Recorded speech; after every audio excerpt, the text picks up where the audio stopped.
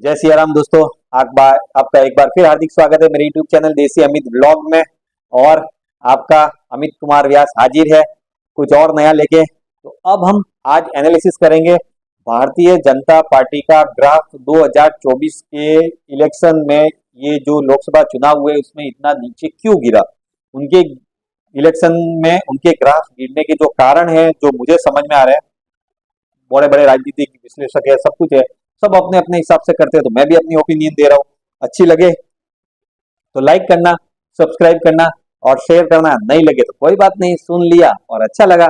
लेकिन कुछ ना कुछ चीजें अच्छी होती है, हर कोई एनालिसिस करता है तो कहीं ना कहीं बहुत सारी चीजें अपने हिसाब से बढ़िया मिलती है। तो आज करते हैं एनालिसिस भारतीय जनता पार्टी के ग्राफ का गिरने के जो कारण है। क्यों 303 सीटों से 239 सीटों पे आ गए, एनडीए क्यों 352 सीटों से 292 पे आ गया। तो अब उनके कारण हम गिनेंगे। और सबसे पहले प्रधानमंत्री जी ने अपनी शपथ ले ली है संडे को। कल उन्होंने अपने मंत्रालय का जो 71 मंत्री थे उनके साथ में पूरा कैबिनेट की मीटिंग भी हो गई, सबको मंत्रालय भी बांट दिए। ज्यादातर करके मेजर मंत्रालय जो है, देखो सर हर कोई मंत्रालय मेजर होता है, ऐसा कुछ भी नहीं है कि ये सब कुछ है।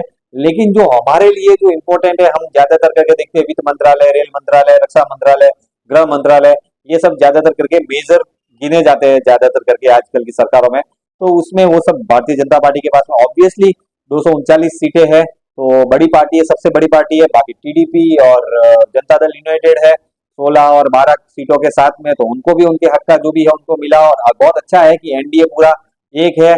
सबसे बड़ी बात क्या हुई, जब एनडीए संसदीय दल की एनडीए की पूरी मीटिंग हो रही थी, पूरा सब कुछ प्रधानमंत्री के लिए वहां पे उनको प्रस्तावित किया जा रहा था, उस वक्त जो जेडीयू के नीतीश कुमार जो पाला बदलते रहते हैं, कभी इधर कभी इधर कभी उधर चलते रहते हैं, लेकिन ज्यादातर करके उन्होंने ज्यादा समय भारतीय जनता पार्टी के साथ में बिताया है उन्होंने।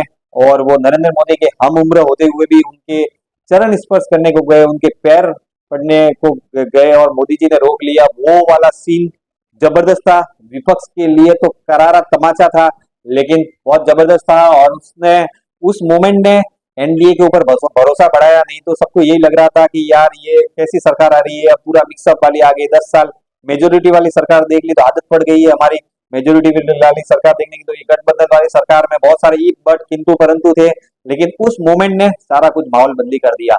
अब आगे 2 साल 3 साल 4 साल में जो होना है वो होगा, एक बार देखा जाएगा। लेकिन सरकार बन गई है, काम स्टार्ट है, सब कुछ चीजें फुल फॉर्म में है। और किसानों के लिए जो सम्मान निधि वाला है वो उनके ऊपर साइन हो चुके हैं। गरीबों के लिए 3 करोड़ घर बनाने का प्रोग्राम भी साइन हो चुका है। तो अब लोगों के लिए, गरीबों के लिए, जन उपयोगी चीजों के लिए जो भी डिसीजन होने वो चालू हो चुके हैं। तो अब आते हैं हम भारतीय जनता पार्टी का ग्राफ क्यों गिरा उसके ऊपर। तो सबसे बड़ा पॉइंट पहला है कि भारतीय जनता पार्टी इन चुनावों से पहले मतलब अपने आप को ओवर कॉन्फिडेंट में चली गई, सबसे ओवर कॉन्फिडेंट में। देखो राम मंदिर का उद्घाटन हुआ और माहौल वो टाइम पे बहुत जबरदस्त था। तो जेपी नड्डा साहब ने पता नहीं क्या मुंह में आया और मन में आया और बोल दिया कि आरएसएस की हमको जरूरत नहीं है, हम बड़ी पार्टी बन गए, अब हम अकेले जीत सकते हैं। तो देख लो, बिना बिना आरएसएस कुछ नहीं। तो आज जो भी नेता, प्रधानमंत्री जी भी है वो भी आरएसएस से ही निकले हुए हैं, बड़े बड़े नेता सब, अटल बिहारी वाजपेयी जी भी आरएसएस से ही थे। तो ये सब आरएसएस बैकबोन है भारतीय जनता पार्टी की। और आरएसएस के साथ में रहने से, आरएसएस के साथ में मिलके चलने से, आरएसएस के सपोर्ट से, आरएसएस के मार्गदर्शन से बीजेपी और भी अपना ग्राफ आगे बढ़ा सकती है। ठीक है, मोदी जी की क्रेडिबिलिटी है, उनका चेहरा है, सब कुछ चीजें है, लेकिन आरएसएस भी पीछे बैकअप में है। और आरएसएस देखो, जो नींव है ना, नींव को कभी नहीं भूलना चाहिए।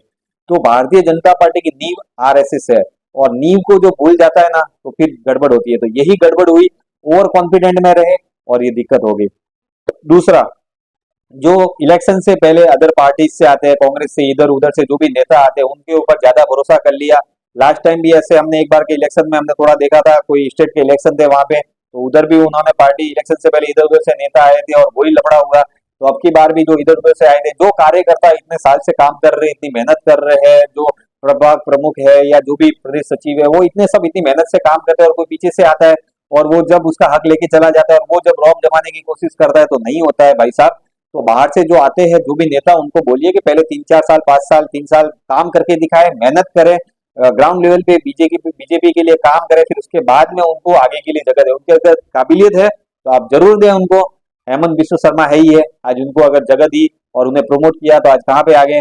ऐसे बहुत सारे नेता हैं जिनको जगह मिली तो वो आगे आए हैं और अच्छा परफॉर्म कर रहे हैं। तो जो भी इस तरीके से जो बाहर की पार्टियों से आते हैं और जो लोकल बॉडी जो है उनके साथ में भी उनकी ट्यूनिंग जमाए, उनके साथ में उनका कॉम्बिनेशन देखे, तो जो प्रदेश प्रदेश अध्यक्ष रहते हैं, जो प्रदेश के जो नेता रहते हैं बड़े, उन लोगों को ये सब चीजें देखनी चाहिए।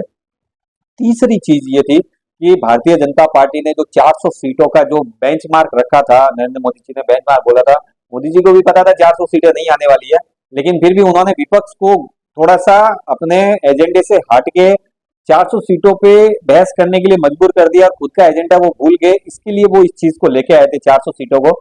लेकिन विपक्ष ने ऐसा भ्रम फैलाया कि बीजेपी 400 सीटें इसके लिए चाहती है कि वो संविधान में चेंज करना चाहती है, आरक्षण खत्म करना चाहती है, और इस वजह से जो दलित है, SC ST है, OBC है, बहुत सारे जो गरीब है, जनता है, वहां पे ये समाजवादी पार्टी, कांग्रेस और बाकी ममता और ये सब, इनकी वजह से उन्होंने ये अफवाह फैला दी कि संविधान बदल रहा है, आरक्षण खत्म हो रहा है। तो देखो, लोगों को काम से कोई मतलब नहीं है। अपने भारत देश में आप कितना भी विकास कर लो, कुछ भी काम कर लो, कैसे भी कर लो, लेकिन आखिर में गाड़ी आके आरक्षण पे अटक जाती है। ये मेजर इश्यूज है, लेकिन अब क्या कर सकते हैं, भारत की कोई भी पार्टी ऐसी नहीं है जो इसके अगेंस्ट में जाके बोल सकती है, सबको सपोर्ट में ही चलना पड़ेगा। तो अब चले जा रहा है, ये कमजोरी भी है भारत की। आरक्षण आरक्षण से अच्छा तो जिन लोगों को, जो कमजोर है, जो गरीब है, उनको फ्री एजुकेशन दे दो, उनको रहने के लिए फ्री दे दो, उनको खाने के लिए फ्री दे दो, उनको सारी सुविधाएं फ्री दे दो, लेकिन क्वालिटी को आगे आने दो। तो ये एक बहुत अच्छा हो सकता है, क्वालिटी के आगे आने से देश भी आगे बढ़ेगा। लेकिन अब जैसा सब पार्टी और सब डिसाइड करते हैं वैसे, ये तो मेरा व्यू था। लेकिन फिर भी जो आरक्षण और संविधान के बारे में जो अफवाहें फैली, जैसा कि भारतीय जनता पार्टी कुछ भी नहीं करने जा रही थी, अभी भी आपने देखा सेंट्रल हॉल में, संसद भवन के सेंट्रल हॉल में सबसे पहले मोदी जी संविधान को जाके नमन किया। तो वैसा कुछ होने वाला नहीं था कि संविधान बदलेगा, आरक्षण हटेगा, लेकिन उन्होंने अफवाह फैलाई और लोगों का माइंड वॉश हुआ और फिर उन्होंने बीजेपी के अगेंस्ट में वोट दिया। तो ये चीज एक और थी। फिर एक और, जो भारतीय जनता पार्टी के नेता थे, ज्यादातर करके प्रदेश वाले हो या लोकसभा वाले हो, या ज्यादातर करके सभी नेताओं ने मोदी जो राम मंदिर का जो उद्घाटन हुआ, काशी विश्वनाथ, और जो भी काम हुए अब तक अच्छे ही काम हुए हैं, डेवलपमेंट बहुत हुआ है, विकास कार्य बहुत हुआ है, और जबरदस्त जो काम इन 10 सालों में और अटल बिहारी वाजपेयी के 5 साल यानी 15 साल में जो काम हुआ है ना, वो भारत देश में 50 पिछली सब सरकारें मिल के भी कर ले ना, तो उनके मतलब 50% के बराबर भी नहीं है। तो बहुत शानदार काम हुआ, बहुत जबरदस्त, रेलवे, रोड, इंफ्रास्ट्रक्चर, गरीबों का जन कल्याण, घर घर देखो, सिलेंडर बांटे, सब कुछ, मतलब अभी आपको सब चीजें पता ही है, जन धन खाते, क्या नहीं किया, इतना बड़ा कोविड की बीमारी आई, सब कुछ चीजें उन्होंने की। लेकिन फिर भी लास्ट में जाके लोग अपने स्वार्थ के लिए फंस गए। तो ये सबसे बड़ी चीजें होती है कि भारत देश स्वार्थ के ऊपर टिका हुआ है। भारत देश में बहुत सारे लोग अपने खुद के स्वार्थ के ऊपर टिके हुए हैं। वो खटाखट 1 लाख रुपए आएगा, 8,500 रुपए तुम्हारे अकाउंट में आएंगे।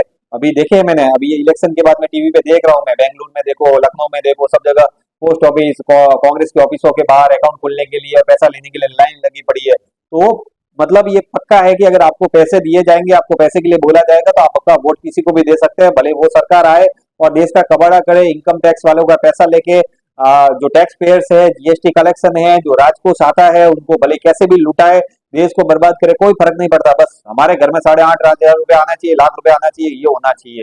जबकि सरकारों की तरफ से जन उपयोगी कार्य, जनता की सेवा के कार्य, जनता को गरीबी रेखा से ऊपर उठाने वाले कार्य होने चाहिए। फ्री में पैसे बांटना कहीं पे भी कोई भी चीजों का सही इलाज नहीं है। अब दिल्ली में देख लो, बिजली पानी फ्री मिलेगा, बिजली नहीं है, पानी नहीं है। पानी के लिए मैं देखता हूँ जब टीवी में इतने बड़े बड़े टैंकर के ऊपर लोग इतना मतलब मारा मारी कर रहे हैं, देखो क्या कंडीशन है। ये फ्री के चक्कर में सब जगह कबाड़ा ही होता है। श्रीलंका का हाल आप देख ही चुके हैं कि कैसा हुआ है। तो दिवालिया हो जाते हैं देश। जो पैसा देखो 10-15%, 20% लोग पैसा देते हैं, 25%, और जो वो 75% के ऊपर लुटा देंगे। देखो, सेवा करना और जन उपयोगी कार्य करना और देश के उत्थान के लिए योजनाओं को लाना वो अलग बात है, लुटाना अलग बात है। ये लुटाने वाली बात है 8,500 रुपया देना। तो अब वो हुआ और उसका असर हुआ, और फिर वही चीजें चाहिए चली और वो थोड़ा अगेंस्ट में गया। तो ये भी था। और एक सबसे बड़ा मेजर कारण, सोशल मीडिया। सोशल मीडिया पे, यूट्यूब चैनल पे जो ध्रुव राठी हो गया, विशाल शर्मा हो गया, रवीश कुमार हो गया, अंजुम, ये वो सब जितने भी ये लोग हैं ना, इन्होंने बहुत भारत विरोधी और नरेंद्र मोदी के अगेंस्ट में प्रोपोगेंडा चलाया।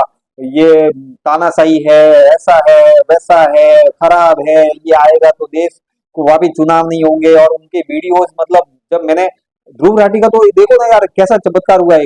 जस्ट जिस दिन रिजल्ट आने वाले थे उस रात को उसको मतलब एग्जिट पोल देखा उसने, 350 सीटें बीजेपी के ऊपर आ रही है। उसको पता चल गया कि हमने इतना प्रोपोगेंडा फैलाया, झूठ बोला, सब कुछ किया, वो भी भारत में नहीं विदेश में बैठ के इतना सब कुछ किया, फिर भी यार बीजेपी मेजोरिटी में आ रही है।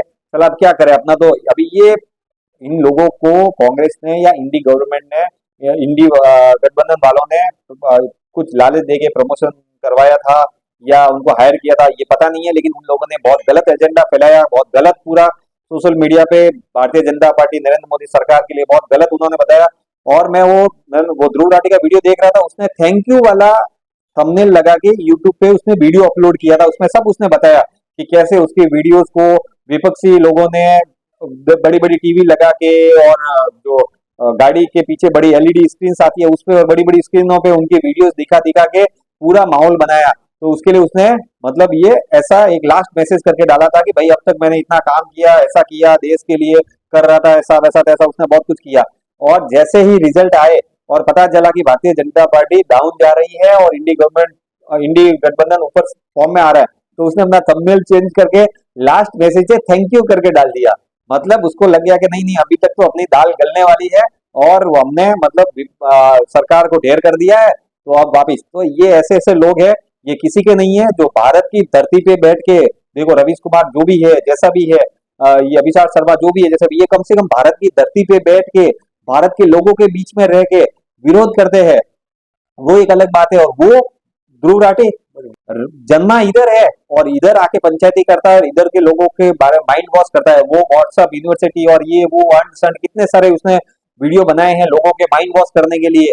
किस तरीके से उसने गलत किया है, कभी 2-4 वीडियो ठीक है, हो सकता है ऐसा कभी हुआ रहेगा, लेकिन कुछ अच्छा भी नहीं हुआ ऐसा तो है ही नहीं ना। तो अच्छा हुआ उसका तो कभी नहीं दिखाया, मतलब वो नेगेटिव ही था पूरी तरीके से, उल्टा ही चला उसने। और उसके वीडियोस को बहुत जगह मतलब उसके 3-4 करोड़ फॉलोअर है और उसने हर किसी को बोला 3-4 लोगों के पास में पहुंचाओ, 5 लोगों के पास में, 10 लोगों के पास में इस वीडियो को पहुंचाओ, तो नहीं करता। 20-25 करोड़ लोगों के पास में ये वीडियो पहुंचे और उसने तो उन वीडियो में क्लियरली लास्ट में ये मेंशन किया था घर से बाहर निकलो और इस सरकार के विरुद्ध में वोट करो। तो मतलब आप समझ जाओ ये कितना बड़ा प्रोपोगेंडा चला था, कितने मतलब हद तक लोगों के माइंड वॉश करके नेगेटिविटी फैलाने की कोशिश की गई। लेकिन फिर भी हेड्स ऑफ है नरेंद्र मोदी जी को और भारतीय जनता पार्टी को, एनडीए गठबंधन को, जिन्होंने बहुत अच्छे से फाइट किया, जो भी मिला जैसे मिला पूर्ण बहुमत मिला और बहुत अच्छा है। और ये ध्रुव राठी खाता भारत की है कैसे, अब उसके 3-3.5 करोड़ फॉलोअर है, वो सब मैक्सिमम उसके वीडियो देखने वाले भारत में फॉलोअर है उसके। और वो भारत में जब उसके वीडियोस देखे जाते हैं तभी उसको यूट्यूब से पैसा पैसा आता है, मतलब वो खाता भारत का है और भारत की ही बुराई करता है, भारत को ही बदनाम करता है विदेशों में और सब जगह। तो ये बहुत गलत है। और ये जो ध्रुव राठी जो है उसने जिस तरीके से वीडियो बनाए, जैसे वीडियोस बनाए, देखो आप विरोध करिए, ऑपोजिशन जो सरकार काम नहीं कर रही है अगर कहीं पे गलत है तो आप जरूर, कोई भी यूट्यूबर हो या सोशल मीडिया पे हो, न्यूज वाले हो, कोई भी आलोचना कर सकता है। लेकिन सरकार का सिर्फ एक ही पक्ष बताना और सिर्फ सरकार को गलत बताना, सरकार की तानाशाही दिखाना, सरकार को नरेंद्र मोदी को हिटलर की तरह दिखाना और सब कुछ गलत, इलेक्टोरल बॉन्ड बॉन्ड ये वो, अरे भाई बॉन्ड अगर बीजेपी ने लिए तो विपक्षी पार्टियों ने नहीं लिए क्या? तो विपक्षी पार्टियां सही हो गई, मतलब कम से कम इलेक्टोरल बॉन्ड से ये तो हुआ कि तुमको पता तो चला किस किस पार्टी ने कितना पैसा लिया। कैश में लेते तो पता भी नहीं चलता कि क्या हुआ क्या नहीं हुआ। और अगर मोदी हिटलर होता और तानाशाही होती ना तो तुम्हारे वीडियो तुम जर्मनी में बैठ के बना रहे ना, वो इंडिया में सर्कुलेट भी नहीं होते। और इंडिया में कहीं पे भी आप भारत में ये जिस तरीके से विपक्षी गठबंधन गली गली मोहल्ले मोहल्ले सब जगह लेके घुमे ना, वैसा कभी होता ही नहीं। और वो ध्रुव राठी तो वीडियो में क्लियरली बोल रहा था कि भाइयों मेरे 3-4 करोड़ फॉलोअर है, आप 5-10 लोगों तक ये वीडियो मैसेज आगे पहुंचाओ। मतलब वो क्लियरली उस वीडियो में बोल रहा है कि मैंने 30 करोड़ लोगों तक मेरी आवाज पहुंची है। और उसने हर वीडियो के एंड में ये बोलता था कि भारत की जनता घर से बाहर निकलो, वोट करने जाओ और सरकार के अगेंस्ट में वोट करो। इस तरीके से इतना क्लियरली अगर कोई बोलता है फिर भी अगर उसको सरकार कुछ नहीं बोल रही है तो उस सरकार में कभी तानाशाही हो सकती है क्या? और यही ध्रुव राठी था जिसने 370 के लिए भी बोला था कभी नहीं हटेगी, यही ध्रुव राठी था जिसने बोला था कि राम मंदिर का निर्माण कभी नहीं हो सकता, बीजेपी हमेशा झूठ बोलती है। बहुत सारे ऐसे काम है जो बोल रहा था नहीं होगा, लेकिन भाई सब हो गए, वो तो छोड़ो, लेकिन कम से कम सरकार अगर कोई गलत करती है आप बनाओ, लेकिन जो अच्छा भी कर रही है। तो सरकार ने ये 10 साल में कुछ नहीं किया, नरेंद्र मोदी ने आपके हिसाब से कुछ भी नहीं, सिर्फ नफरत फैलाई, सिर्फ राम मंदिर बनाया और सब गलत काम किया और सिर्फ हिटलर साइड लाइन यही लाया? ऐसा नहीं है भाई।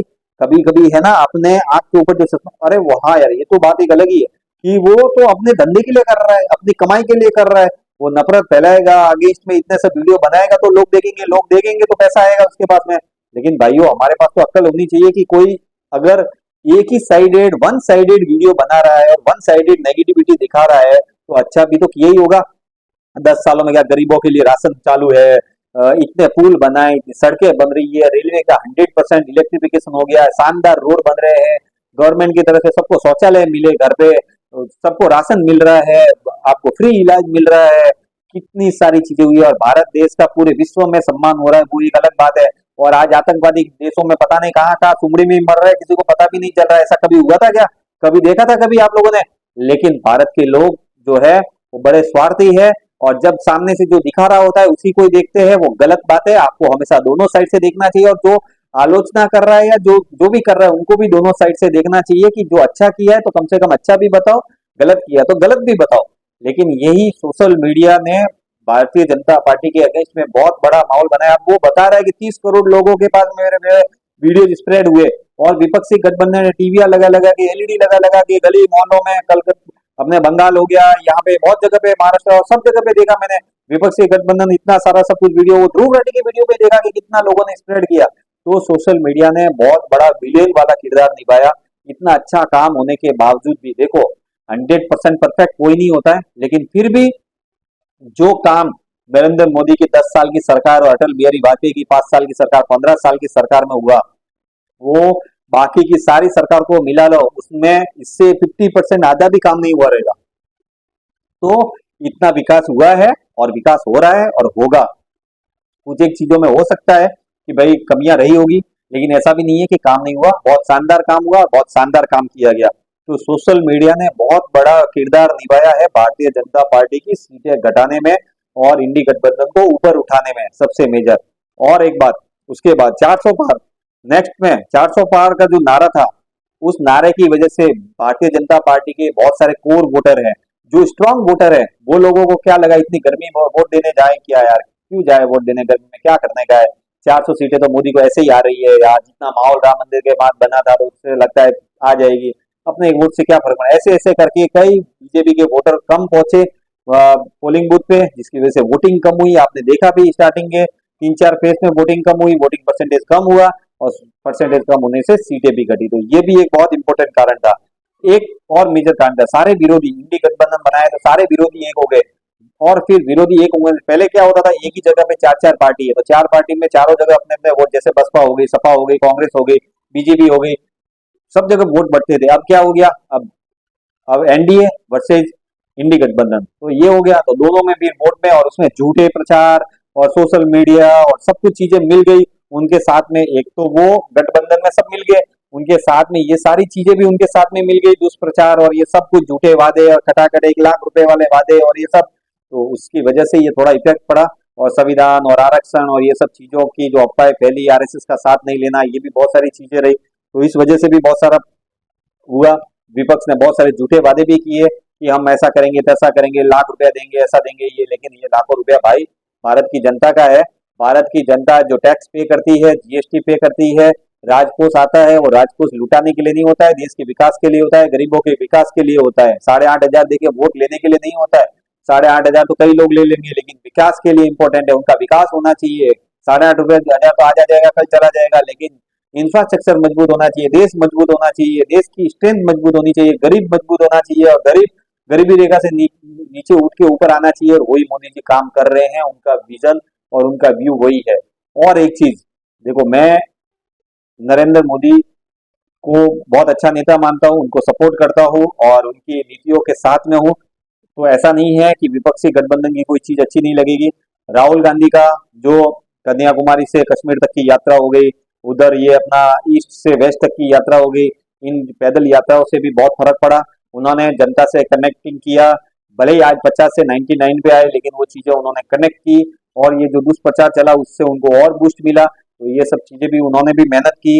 इतने चुनाव हारने के बाद में भी कंटिन्यू मेहनत करना और ग्राउंड पे टिके रहना बहुत बड़ी बात होती है भाई।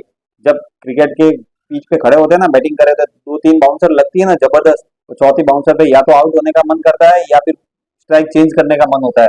लेकिन ये भाई साहब राहुल गांधी जी टिके हुए हैं 10 साल से, 2014 से, कितने स्टेट इलेक्शन हारो, भले कुछ भी करो, लोकसभा हारो, लेकिन वो अपनी मोहब्बत की दुकान जो नारा वाला है वो लेके टिके हुए मेहनत कर रहे हैं। सबसे बड़ी बात, मेहनत कर रहे हैं, अच्छी बात है। विपक्ष मजबूत होना भी चाहिए, विपक्ष मजबूत होगा तभी देश मजबूत भी होगा।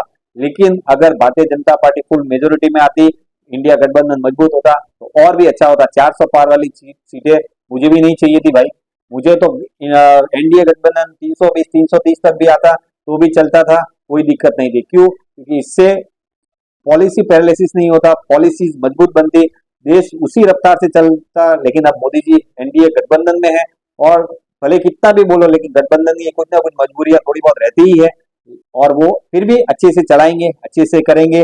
और भारतीय जनता पार्टी को भी अपनी समीक्षा करनी पड़ेगी, और सोशल मीडिया में जो उनके सपोर्टर जो है वो जो वीडियो बना रहे हैं, जो खामियां बता रहे हैं, या जो उनके कार्यकर्ताओं के पास जाके आप उनकी खामियां पूछेंगे, जो आप प्रदेशों में जाके वहां क्यों आ रहे हैं उनके कारणों की खोज करेंगे, तो ये सब कारण है। इनको भी आप अपने हिसाब से देखिएगा, इंक्लूड करिएगा और समझिएगा कि कहाँ गलती हुई है, कहाँ हम पीछे रहे। तो ये बहुत सारी चीजें थी जिन चीजों की वजह से भारतीय जनता पार्टी को आघात लगा, एनडीए गठबंधन को आघात लगा। और एक तरीके से तो गुजरात में इससे पहले जो इलेक्शन हुए थे उस टाइम पे भी भारतीय जनता पार्टी को 99 सीटें आई थी और कांग्रेस को 89 सीटें आई थी, तो वो टाइम पे भी ऐसा ही सब जगह माहौल बनाया गया था। देखिए कांग्रेस फॉर्म में आ गई और बीजेपी का सूर्यास्त होने वाला है, और गुजरात में भी गई, और ये हो गया वो हो गया। 5 साल की सरकार उन्होंने चलाई भी, और उसके बाद में 175 लेके भी आए। तो देख लेना अभी जो ये 2024 में जो ये हुआ है ना कांड, और अगली बार जब भी इलेक्शन होगा लोकसभा के, तो बीजेपी वापिस फुल प्लेस से आएगी, भारतीय जनता पार्टी और नरेंद्र मोदी सरकार फुल प्लेस में आएगी। और योगी जी को हेड्स ऑफ है, उन्होंने यूपी में बहुत शानदार काम किया है। अब जनता ने धोखा दे दिया, अयोध्या में राम मंदिर बनाया, इतना सब कुछ टूरिस्ट मतलब डेवलपमेंट किए, टूरिस्ट इकोनॉमी बनाई, इतने अच्छे एयरपोर्ट, इतने स्टेशन, इतना सब कुछ भी है। उनकी वहां पे ग्रोथ हुई है, सब लोगों को वहां पे दो पैसा कमाने के लिए उनके साथ पास साधन बने हैं, काशी काशी विश्वनाथ कॉरिडोर बनाया, इतना सब कुछ अच्छा काम किया। बाकी उसके अलावा इंफ्रास्ट्रक्चर पे भी बहुत काम किया, फिर भी वो लोगों ने वोट नहीं दिया। दिल को आघात तो लगा ही है भाई, लेकिन तब क्या कर सकते हैं, अंदर जाके कारणों पे देखना पड़ेगा कि आरक्षण, संविधान बदलना, खटाखट, सोशल मीडिया, ओवर कॉन्फिडेंस, भारतीय बाहर से आए हुए नेता, बीजेपी कार्यकर्ता का एक्टिव नहीं होना, बीजेपी वोटर का गर्मी की वजह से नहीं जाना, ये सब चीजें बहुत सारी है। तो ये सब देखना पड़ेगा। और चुनाव आयोग से भी रिक्वेस्ट है कि जो सोशल मीडिया पे वन साइडेड जो दुष्प्रचार चलते हैं, और ये जो पार्टियां जो कैश देने का वादा करती है, ये भी एक तरीके की रिश्वत है। तो चुनाव आयोग से निवेदन है कि कोई भी पार्टी हो, पक्ष वाली हो विपक्ष वाली हो, रोकड़ा देने वाली बात कहीं पे भी आती है, कैश देने वाले, vote for cash, cash for vote वाले बात आती है, तो वहां पे चुनाव आयोग को सख्त से सख्त कार्यवाही करनी चाहिए। और ऐसे वादे घोषणा पत्र में होने ही नहीं चाहिए। जनता के विकास कार्यों के ऊपर पूरा फोकस होना चाहिए, और क्या करेंगे उसके ऊपर पूरा फोकस होना चाहिए। तो ये कुछ भारतीय जनता पार्टी की हार के कुछ कारण, जो कुछ मुद्दे थे जो मुझे दिखे, तो मैंने एक वीडियो बना के डालना, समझा कि शायद मेरी आवाज भी बीजेपी के जो नीति निर्धारक है उन तक पहुंचेगी, तो उनको कुछ सपोर्ट लगेगा। जो और जो भारतीय जनता पार्टी के जो प्रदेश अध्यक्ष और सब कुछ है, उनको भी लगेगा कि कहाँ गलती हुई है। तो ऐसे ही सब अपने व्यू देंगे, सब अपने अपने व्यूज देंगे, तो कहाँ कमी रहेगी उसको सुधार करके और आगे अच्छा चलेगा। और इस 5 सालों में जो गठबंधन सरकार बनी है, हमें पूरी आशा है कि नरेंद्र मोदी जी के नेतृत्व में शानदार काम करेगी, गरीबों के लिए जबरदस्त काम करेगी, जितने शानदार 10 सालों में काम किया उससे भी बेटर काम करेंगे। और जिन लोगों ने वोट अब की बार सब कुछ माल लेके वोट जो दूसरों को दिया है, उनको भी थोड़ा बहुत हो सकता है पश्चाताप होगा, और अक्ल आएगी कि हमने कुछ गलत बटन दबा दिया है, अब की बार सही बटन दबाएंगे, तो वो भी एक हो सकता है। एक चीज और, सोशल मीडिया पे कई लोग दुष्प्रचार करते हैं कि अल्पसंख्यक लोग हम बीजेपी को वोट नहीं देते, बीजेपी को वोट नहीं देते। अरे भाई, मैंने एक वीडियो देखा था जिसमें एक अल्पसंख्यक महिला को कोई रिपोर्टर पूछ रहा है कि भाई तुम्हें शौचालय मिला तो क्या, हाँ, तुम्हें घर मिला तो क्या, हाँ, सिलेंडर मिला तो क्या, हाँ, तो मुझे ये राशन मिला तो क्या, हाँ, तो आप भारतीय जनता पार्टी का वोट नहीं क्यों नहीं देते? वो बोले मेरी मर्जी है। तो सही बात है, ये उनकी मर्जी है, वो किसी को भी वोट दे, वो उनकी मर्जी है। आप उनको किसी को भी आप जोर जबरदस्ती नहीं कर सकते कि आप इसको वोट दो, आपको ये सब चीजें दी है तो इसके लिए वोट दो। जब हृदय परिवर्तन होगा, जब मन परिवर्तन होगा, तो अपना वोट देंगे। लेकिन उनको देखने से पहले जो कोर वोटर है, जो मजबूत वोटर है, उनको खुद को सोचना चाहिए कि हमारे लिए इतना सब काम हुआ है, इतना देश में विकास भी हुआ है, राम मंदिर भी बना है, काशी विश्वनाथ कॉरिडोर भी बना है, महाकाल कॉरिडोर बना है, और इतने सब कुछ विकास कार्य हो रहे हैं, रोड बन रहे हैं, सड़कें बन रही है, सड़कें इतनी शानदार बन रही है, इलेक्ट्रिफिकेशन हो रहा है, हर घर हर घर, हर नल, हर में जल वाली बात हो रही है। तो बहुत सारे विकास कार्य हो रहे हैं, रेलवे में इलेक्ट्रिफिकेशन, जहां देखो जिधर देखो रेलवे पे एस्केलेटर हो गया, रेलवे स्टेशन पे नए नए रेलवे स्टेशन बन रहे हैं, फ्री राशन मिल रहे हैं, गरीबों के लिए घर बन रहे हैं, तो बहुत सारी चीजें हो रही है। अगर इतना होते हुए भी जो कोर वोटर है वो तो वोट देता नहीं है, और वो वोट देने नहीं आ रहा है, तो अल्पसंख्यकों को बोलने से क्या फायदा। पहले अपने जो लोग हैं, पहले उनसे बात करो, पहले उन्हें उत्साहित करो, और उन्हें बताओ कि आपकी पार्टी और पूरा एनडीए आपके लिए क्या कर रहा है, और आपको एनडीए को वोट देना है। अल्पसंख्यक तो अपना पाएंगे, उनको भी एक न एक दिन ये समझ आएगा कि जिस इंसान ने सबका साथ सबका विकास करके सब तरीके से जो भी योजनाएं लाई, तो कभी भी किसी एक पार्टी, एक समुदाय के लिए, एक जाति के लिए नहीं लाई, पूरे देश के नागरिकों के लिए लाई, तो पूरे देश के लिए विकास किया। अब वोट देना नहीं देना वो हर किसी का इंटरनल मैटर है कि कौन किसको वोट देगा, लेकिन फिर भी हमें इतना जरूर सोचना चाहिए कि कोई हमारे लिए, हमारे देश के लिए, हमारे सब कुछ इंफ्रास्ट्रक्चर के लिए, गरीबों के लिए, विदेशों में भारत की धाक बढ़ाने के लिए, और इतने अच्छे से इतना बढ़िया काम कर रहा है, तो उन्हें आगे प्रोत्साहित और करना चाहिए। बाकी ये मेरा व्यू था, ये मेरा पूरा भारतीय जनता पार्टी का ग्राफ नीचे की पीड़ा उनके ऊपर कारण थे, और ये चुनाव के ऊपर पूरा विश्लेषण था। और आगे सरकार अच्छी चलेगी, भारतीय जनता पार्टी इसी तरीके से अच्छे कार्य, जन उपयोगी कार्य, गरीबों के कल्याण के कार्य, विकास के कार्य जारी रखेगी, इकोनॉमी की ग्रोथ के कार्य जारी रखेगी, और विदेशों में इसी तरीके से ताक बना के रखेगी, और आतंकवादी बात से डरते रहेंगे, वैसा ही काम नरेंद्र मोदी जी करते रहेंगे। इसी आशा के साथ में जय सिया राम, जय हिंद, वंदे मातरम।